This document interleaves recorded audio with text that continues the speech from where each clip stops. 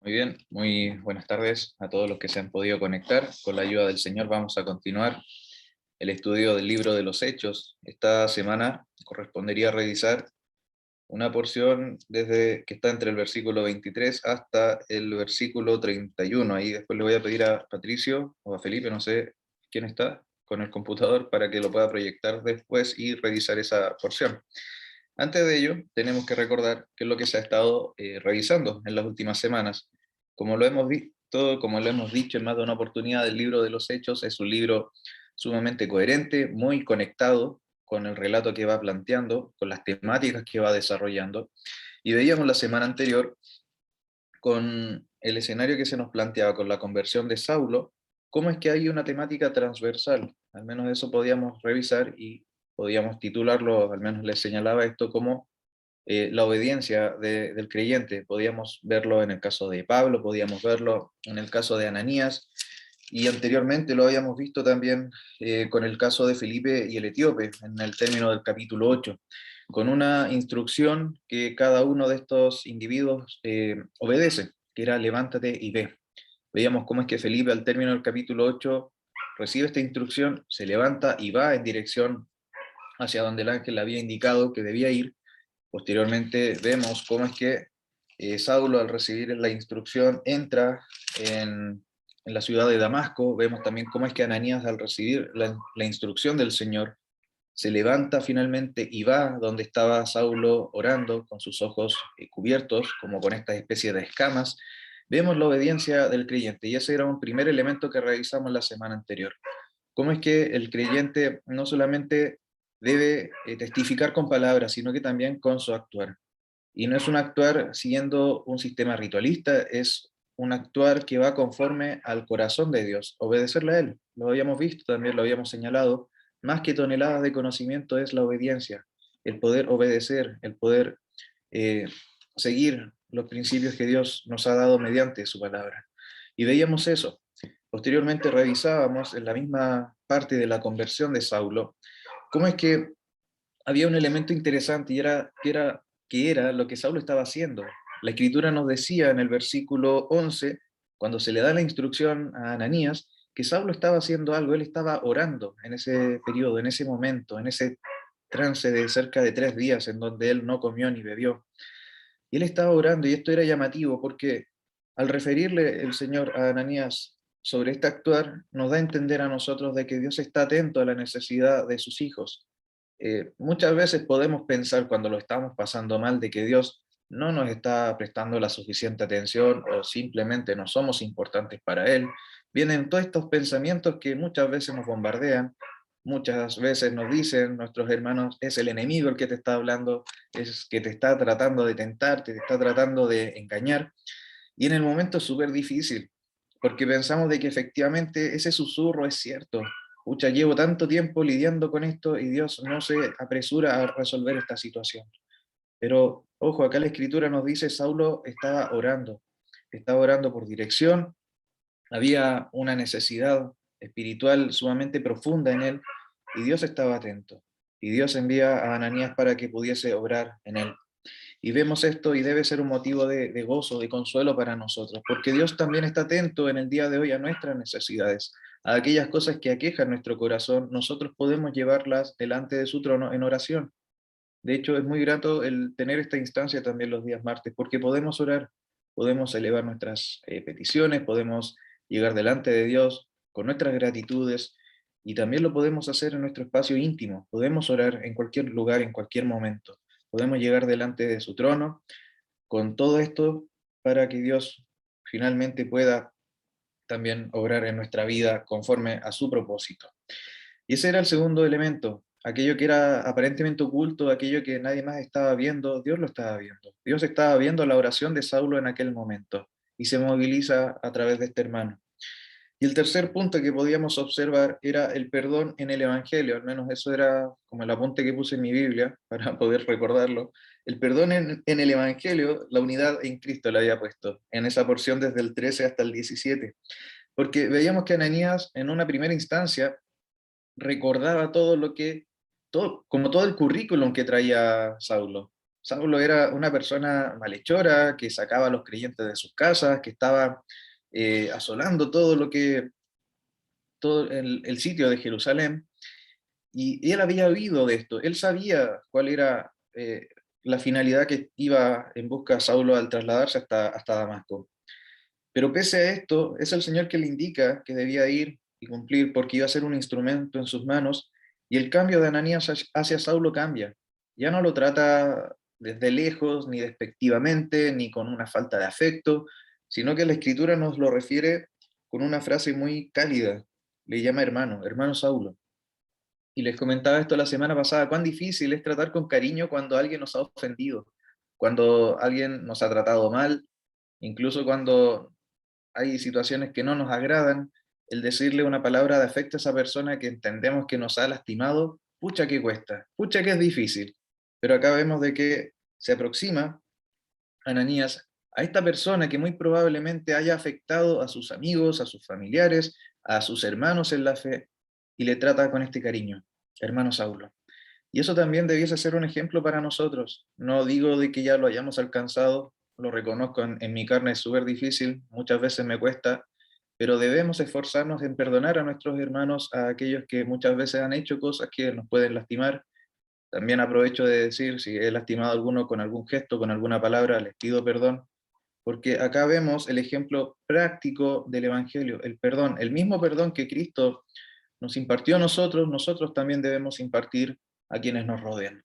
Entonces veíamos esos tres elementos respecto a la conversión de Saulo, y la Escritura termina esta porción diciendo de que Saulo recobra su vista, es bautizado y recibe alimentos para recobrar sus fuerzas, y continúa allí en Damasco. Con eso al menos quería terminar el resumen y pedirle a Patricio, a Felipe, si es que pudiese proyectar la porción de esta semana, que sería desde el 20, como señalaba al comienzo, hasta el 31. Y creo que está el Ahí Pato, está. así que, Sí, ¿Pato? Ya, te quería sí, pedir si puedes leer, porfa, desde el 20 al 31.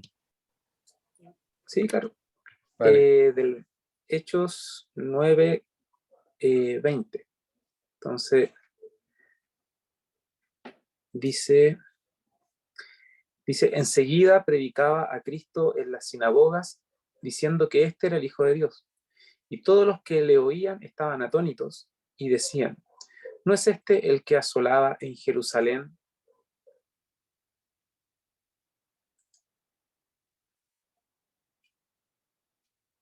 Dice, ¿no es este el que asolaba en Jerusalén a los que invocaban este nombre? Y a eso vino acá para llevarlos presos ante los principales sacerdotes. Pero Saulo mucho más se esforzaba y confundía a los judíos que moraban en Damasco, demostrando que Jesús era el Cristo. Pasados muchos días, los judíos resolvieron en consejo matarle, pero sus acechanzas llegaron a conocimiento de Saulo, y ellos guardaban las puertas de día y de noche para matarle. Entonces los discípulos, tomándole de noche, le bajaron por el muro, descolgándole en una canasta. Cuando llegó a Jerusalén, trataba de juntarse con los discípulos, pero todos le tenían miedo, no creyendo que fuese discípulo. Entonces Bernabé, tomándole, lo trajo a los apóstoles y les contó cómo Saulo había visto en el camino al Señor, el cual le había hablado, y cómo en Damasco había hablado valerosamente en el nombre de Jesús. Y estaba con ellos en Jerusalén, y entraba y salía, y hablaba denodadamente en el nombre del Señor, y disputaba con los griegos, pero estos procuraban matarle. Cuando supieron esto, los hermanos le llevaron hasta Cesarea y le enviaron a Tarso.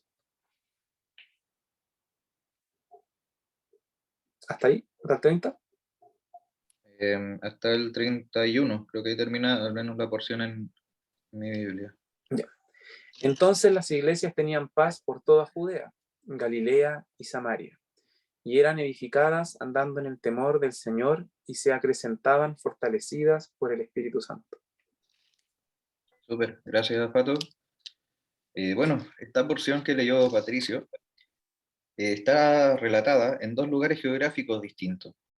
Debemos tener presente, el libro se sigue conectando, sigue abarcando los eventos anteriores, y hasta este punto veíamos de que Saulo, haciendo el recuento, se había trasladado, había pedido las cartas al sumo sacerdote para ir a las sinagogas de Damasco, a esta localidad en el norte de Israel, que estaba en Asiria. Y estando en esa localidad, nos dice la Escritura, tuvo este resplandor que era la gloria del Señor, que es el Señor mismo que se presenta, queda momentáneamente ciego, no podía ver, y nos dice la Escritura que luego de recobrar la vista, comienza a predicar allí. Ese es el comienzo de lo que leyó Patricio. Y predicaba en las sinagogas. Entonces, tratando de hacer como el esquema mental, ¿dónde estaba Pablo en este momento? Estaba en Damasco, estaba predicando en las sinagogas de Damasco, al norte de Israel. Y la Escritura nos dice de que los que lo oían estaban atónitos, no sabían por qué estaba haciendo esto, era como que se estaba contradiciendo. Pero allí habían, al parecer, dos grandes grupos. Había un grupo de judíos que estaba escuchando, judíos que no se habían convertido, y había un grupo también de discípulos, discípulos que verdaderamente creían. Y vemos de que el tiempo pasa, nos dice el versículo 23, dice, pasado muchos días, hay hermanos estudiosos que han planteado de que eso probablemente hayan sido cerca de 3 años, que se quedó Saulo en aquella localidad predicando, estando allí en las sinagogas y enseñando respecto a la deidad de Cristo. Entonces, vemos de que esto comienza a tensionar el ambiente religioso, hasta el punto en donde los judíos, nos dice la continuación del versículo 23, resolvieron en consejo matarle. Al parecer era una práctica que ya estaba un poco instaurada en el grupo religioso de aquellos días, el que si había alguien que estaba predicando algo que fuese en contra a los ritos que ellos tenían, que pudiese ser de amenaza a su sistema, debían sacarlo de allí. Y en este caso iban a tomar esta decisión de matarle. Lo mismo que anteriormente habían hecho con Esteban, que previo a Esteban lo habían hecho con el Señor, cuando ven esta situación tan compleja que se estaba presentando en Jerusalén, querían también replicarlo con Saulo. Pero nos dice la Escritura, en el versículo 24, de que Saulo logra tomar conocimiento de este escenario. Y los discípulos le toman y le bajan por el costado, por una de las paredes, por uno de los muros de esta ciudad, descolgándole en una cesta. Yo recordaba, de hecho le comentaba hoy día a la hora de almuerzo a mi nona, como la típica imagen de un Saulo en un canasto como de mimbre muy grande, bajando, siendo bajado como con un cordel. No sé si era en una escuela dominical que lo debo haber visto. Pero es como la escena como más icónica, si es que uno pudiese destacar quizás de toda esta porción que leyó Patricio, cuando Saulo es descendido en este gran canasto para evitar ser tomado y ser muerto, porque la Escritura nos dice de que estaban esperando a aquellas personas que querían matarle en la puerta. Y como entendíamos de que esta ciudad estaba amurallada, la puerta era el lugar donde sí o sí Saulo iba a tener que pasar para poder cambiarse de localidad.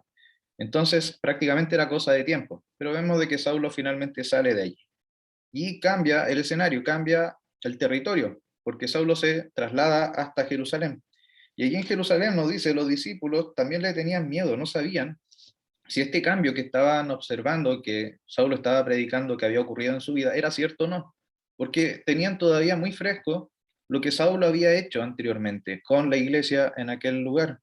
Era en Jerusalén donde él había entrado a las casas y había sacado a creyentes, a mujeres, a todas las personas que pudiese para poder entregarlos. Pero lo cierto es que acá interviene Bernabé, y Bernabé le lleva y logra dar cuenta del testimonio de Saulo. Y nos dice la Escritura que posterior a ello, ya los creyentes le aceptan.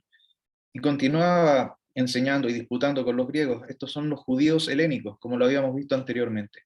Judíos que habían sido esparcidos, que habían salido de la localidad, que hablaban esta lengua, que son reconocidos en la Escritura como griegos, pero eran judíos al menos con una genealogía marcada por el territorio israelí. Y lo cierto es que estaban disputando y estaba toda esta situación tensa, y finalmente deciden llevar a Saulo hacia la localidad de Cesarea para que pudiese ser trasladado a Tarso. Para cerrar la parte histórica solamente, de ahí voy a pasar a la parte más práctica. Hay hermanos que han planteado que Saulo es llevado finalmente a su localidad de origen, a Tarso, y muy probablemente en ese tiempo, en donde la Escritura nos refiere de que las iglesias tenían paz, porque ya no estaba Saulo persiguiéndolas ni asolándolas, en ese tiempo muy probablemente Saulo también siguió predicando el Evangelio en aquella localidad y muy probablemente fundando algunas iglesias. Entonces ese es el contexto. Hemos visto entonces cómo es que Saulo siguió predicando en la localidad de Damasco, cómo es que ante el riesgo que estaba recibiendo ante su persona por la predicación y la atención con el grupo religioso, lo sacan un día en la noche, muy probablemente acá creo que no lo refiere si es que fue en la noche, lo bajan en este cesto y finalmente se traslada a Jerusalén, continúa enseñando y finalmente es llevado hasta Tarso. Esa es la historia muy a grosso modo. Pero el día de hoy quería al menos plantearles una meditación que fuese un poco más distinta a lo que normalmente uno puede revisar acá. También lo conversaba en la hora de almuerzo con mi mamá, con mi nona, y les decía de que es fácil cuando uno lee esta porción desde el 23 hasta el 31, centrarnos solamente en la figura de Pablo, de Saulo, en esta conversión, en su intento también de seguir predicando el Evangelio en todo lugar. Pero me preguntaba en la meditación de la mañana de esta porción, ¿qué es lo que estaba pasando con los creyentes? ¿Qué es lo que estaba pasando con los discípulos que estaban en Damasco, que estaban también en Jerusalén? Y para ello nos puede ser de mucha utilidad recordar qué es lo que estaba sucediendo al comienzo de la iglesia primitiva. Si nosotros nos acordamos de algunos pasajes solamente, el que siempre suelo traer a colación es el que está al comienzo del libro. Hechos 1, versículo 8, es cuando el Señor va a ascender y hace esta referencia, les da claridad a los discípulos de que ellos iban a ser testigos en Judea, en Samaria, y hasta lo último de la tierra. Y lo cierto es que eso no era una postura condicional, era una certeza. Verdaderamente esto iba a ser así.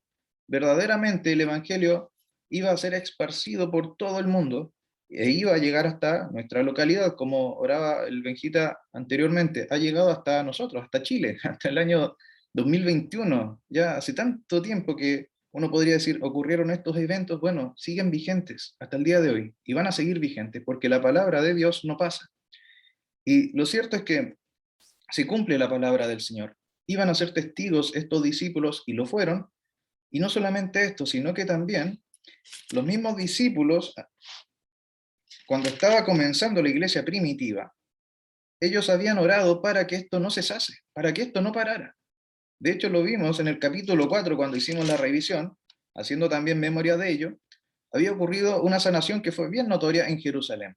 Vemos de que habían sanado a una persona coja, vemos cómo fue notorio, tomaron a Pedro y a Juan, le llevaron ante un concilio, trataron de asustarlos, ellos defendieron su fe, nos dice la escritura de que ellos fueron gozosos y se juntaron con los discípulos, y los discípulos, en vez de tener temor, nos dice la escritura, en el versículo 24, que ellos unánimes empezaron a alabar al Señor, comenzaron a exaltarle, comienzan a hacer esta referencia. Y el versículo 28 del capítulo 4 dice, para hacer cuanto tu mano y tu consejo habían antes determinado que sucediera. Y ahora, Señor, mira sus amenazas y concede a tus siervos que con todo de nuevo hablen tu palabra. Y veíamos de que el Señor les concedió esta petición inmediatamente. Comienzan a hablar con denuedo la palabra del Señor.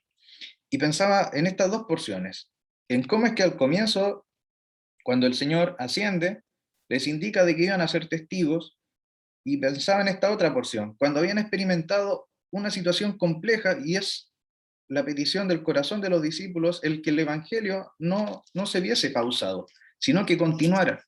Y pensaba en eso, cómo es que estos discípulos luego, cuando comenzó a prosperar la persecución hacia la iglesia primitiva, cuando vieron la matanza de Esteban, los discípulos comienzan a esparcirse, comienzan a irse a distintas localidades. Vimos la predicación de Felipe, vimos cómo es que a lo mejor estos discípulos llegaron hasta Damasco huyendo de esta persecución, pero seguían predicando y comenzaron a cumplir lo que el Señor les había señalado. Y llegan hasta esta localidad y muy probablemente ellos seguían orando por lo mismo. Señor, a pesar de las dificultades, como vemos en el capítulo 4, mira sus amenazas, Señor, y concede que tus siervos sigan con todo de nuevo hablando de tu palabra. Y pensaba en esto, cómo es que ellos se pudieron mantener firmes en la predicación, en la exposición de la palabra, en aquella localidad, en Damasco, también en Jerusalén. Quizás con mucho temor, porque ya habían riesgos mucho más cercanos a su realidad, pero seguían haciéndolo. Y me llevaba a meditar en esto, porque muchas veces nosotros podemos pedir cosas al Señor, y podemos pedirlas de una manera muy intencionada, pero pensamos de que van a suceder según nuestros parámetros de comodidad, pero no esperamos muchas veces de que el Señor obre de una manera que para nosotros resulta incómoda o amenazante. Y en este caso podemos ver ese ejemplo. Porque estos discípulos que pedían a Dios para que el Evangelio siguiese expandiéndose, ven una amenaza muy cercana. Aquellos que estaban a más de 250 kilómetros hacia el norte, desde Jerusalén, reciben las noticias de que un hombre malvado como lo era Saulo, que había perseguido a la iglesia primitiva, iba tras ellos. Entonces, fácilmente ellos pueden caer en la angustia, en la desesperación. Señor, nosotros te estábamos pidiendo que continuase la predicación del Evangelio y tú nos mandas a esta persona que estaba asolando a la iglesia en Jerusalén y ahora viene tras nosotros. ¿Cómo es que esto es respuesta a la oración que te estábamos elevando? Y era una oración conforme a tu voluntad para poder seguir cumpliendo con este propósito que el Señor nos dio en el comienzo de la iglesia primitiva. Yo sinceramente, si hubiese sido un discípulo en Damasco en ese tiempo, no hubiese entendido nada. Señor, ¿qué es lo que está pasando? ¿Por qué nos envías esto? Pero lo cierto es que el Señor toma ese evento que es tan incómodo, que puede ser tan amenazante, y lo transforma para que fuese un instrumento en sus manos. Y vemos de que Saulo es ese el instrumento que es utilizado, y lo vamos a revisar si el Señor lo permite, para poder hablar con diferentes personas en distintos sitios y llevar el Evangelio por gran parte del mundo conocido en aquel entonces. Entonces, eso es maravilloso porque muchas veces nosotros podemos pedir cosas, pensamos de una manera, pero la Escritura nos lo dice, los caminos de Dios son más altos que nuestros caminos. ¿Cuántas veces nosotros hemos pedido cosas y que están teñidas con nuestro pensamiento de comodidad, de placer, de disfrute? Pero muy probablemente las cosas no van a ser así, porque nuestros caminos son muy a corto plazo, porque tenemos la vista muy limitada, pero Dios no. Y Dios obra para nuestro bien, aun cuando eso genere dolor o incomodidad en nuestra vida. Y acá vemos que el actuar de Saulo, por un lado, generó de que la iglesia se esparciera y cumpliese con este propósito. Y por otro lado, vamos a ver cómo es que verdaderamente él continúa siendo un instrumento en las manos del Señor en todo el resto de este libro.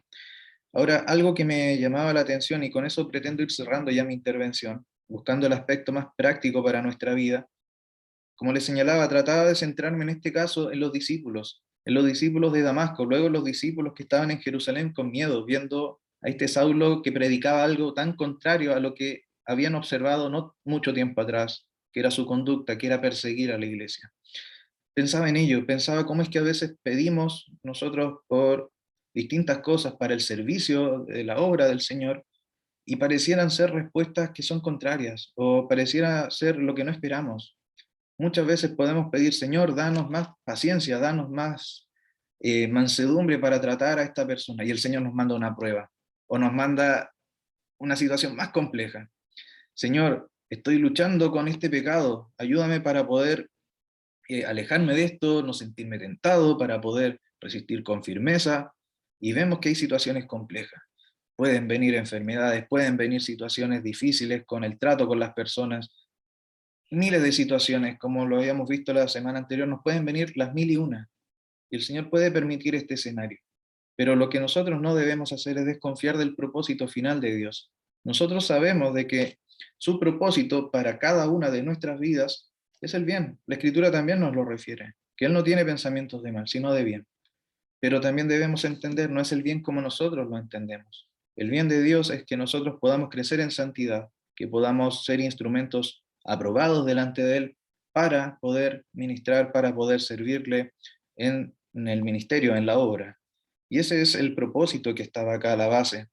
Estos discípulos, algunos probablemente salieron de aquella localidad al ver que Saulo se aproximaba, al saber de que estaba allí en medio, pero vemos de que la propagación del Evangelio no se detuvo.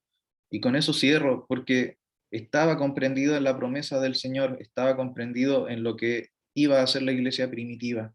Y nosotros en el día de hoy podemos confiar no solo en las promesas que el Señor ya dejó estipulada en ese momento, sino en todas sus promesas que están en la Escritura.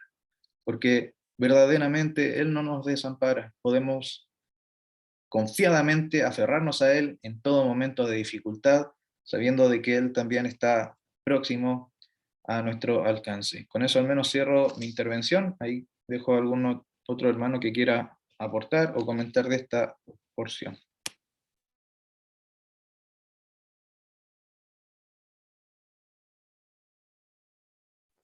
A mí me llama la atención que tan pronto en la vida cristiana, en su nueva vida, Saulo ya experimenta una persecución y muy similar a la del Señor. Entonces, el Señor le llama al ministerio y él comienza a ser enseñado por el Señor en la prueba. Comienza el Señor a trabajar en él para que él entienda el significado, el alcance que tiene ser su discípulo, ser un discípulo del Señor y servirle. Y como que uno le da miedo una situación como esta, le parece como extrema, uno no quisiera vivir situaciones similares, pero tiene gran bendición y tuvo gran bendición para la vida de Saulo el que sea así. Y, y como se ha mencionado, esto nos puede dejar a nosotros una enseñanza muy concreta que, que tiene que ver con que comprendamos qué significa seguir al Señor y qué significa servirle, y que algo que no es, que algo que es maravilloso y que al mismo tiempo es tremendo, eh, pero produce un gran gozo el seguir los pasos del Señor. También me llama la atención y al mismo tiempo me hace mucho sentido esto de que el Señor llame a alguien que es un enemigo, que era anteriormente un enemigo de la iglesia, un enemigo de Cristo, y el poder que tiene el Señor para convertir a un enemigo o una herramienta del enemigo en un servidor suyo. Y la experiencia de Saulo en ese sentido rescata todo lo que es soberano acerca del Señor para tales propósitos. Y eso, un hermano lo comentaba, que eso determina la manera en que Saulo comunica un aspecto de la soberanía y de cómo el Señor hace su voluntad, y una voluntad que se ejecuta en misericordia, en bondad, para llamar al que es rebelde y para que se postre a los pies del Señor. Y aquí no hay aquí no hay un tema de que en su razonamiento Saulo decidió hacer estas cosas, de que él llegó a la conclusión de que él, digamos, tuvo ciertos hábitos religiosos y llegó a esto. Es todo lo contrario, es, es ser llamado para ser un siervo. Y, y la manera en que el Señor lo hizo y los efectos que tuvo comienzan a verse inmediatamente. Entonces, muchas veces se nos plantea el servicio al Señor como algo que uno hace en un ejercicio muy de razonamiento o muy consciente y de una serie de decisiones que uno toma en libertad, pero muchas veces, a pesar de nuestras malas decisiones y a pesar de que muchas veces nuestra naturaleza pecaminosa que aún está presente en nuestro cuerpo nos lleva a seguir eh, algunos, algunos impulsos en la vida que no tienen que ver con servir al Señor. El Señor si nos va a llamar, si nos va a utilizar, Él nos llama y nos pone en el lugar en que Él quiere que estemos. Y uno muchas veces no se da cuenta en el momento, uno sufre y uno no comprende, pero más adelante uno dice, gracias Señor porque tuvo misericordia de mí a pesar de mi dureza de corazón y de mi dureza de, de mente para comprender. Él soberanamente me situó en este lugar. Y eso me llama la atención y acerca de estos primeros pasos que no es menos, que es mucho ya en la vida de Saulo, y de cómo él comienza a ser un instrumento de Cristo. Y así como Cristo y el Espíritu de Cristo estaban presentes en lo que leíamos acerca de la iglesia primitiva, Pedro, los cristianos allí en Jerusalén, Cristo comienza a obrar también aquí utilizando a Saulo. Eso. Súper, gracias Pato. No sé si hay algún otro hermano que quiera aportar, preguntar.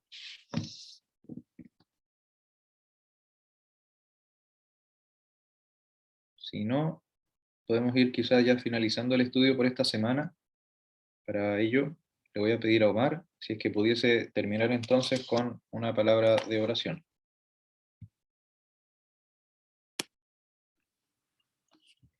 Sí. Oremos. Padre, gracias por esta reunión, gracias porque tú nos has dado esta instancia de estar cerca tuyo, cerca de tu palabra, de cantar himnos y coros, Padre, en alabanza tuya. Te damos gracias porque, como bien decía el corito, son dulces los momentos en que estamos juntos los hermanos, reunidos en tu nombre, Señor, estudiándote y conociéndote cada vez más. Te damos gracias por la misericordia que has mostrado con nosotros, que muestras día a día. Todos los días tu misericordia nueva, Señor. Eres tú quien nos renueva, eres tú quien nos transforma y eres tú quien nos trata cariñosamente, Padre. Gracias te damos porque tienes un trato personal con cada uno de nosotros. Tú nos ayudas y nos transformas cada día más en un carácter como el del Señor Jesús. Te damos gracias por tu cuidado, por tu provisión, Padre, y así también encomendamos las peticiones que se han hecho de nuestros hermanos que están en otros lados, que están sufriendo, que tienen necesidad o que están enfermos. Te rogamos seas tú con ellos, seas tú sosteniéndoles. Queremos quedar delante de ti, Padre, encomendando eso y el resto de esta semana, dejando todo delante de ti en el nombre del Señor Jesús. Amén.